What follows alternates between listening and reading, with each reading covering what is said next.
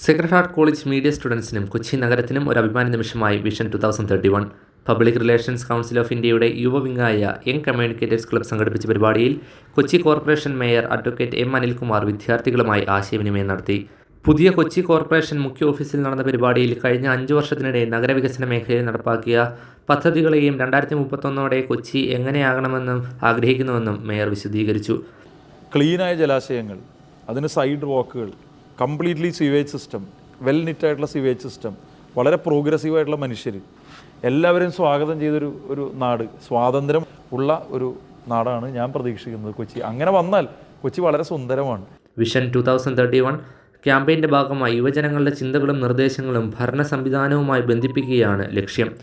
ചടങ്ങിൽ PRCA national governing council secretary doctor T Vinayakumar, Kerala director Ramsi Menon, YCC Kerala state head Sujith Narayanan എന്നിവർ സംസാരിക്കുകയും ചെയ്തു. കോളേജിൽ നിന്നാണ് ഞാൻ എൻ്റെ എല്ലാ കളരിയും അഭ്യസിച്ചു തുടങ്ങിയത്.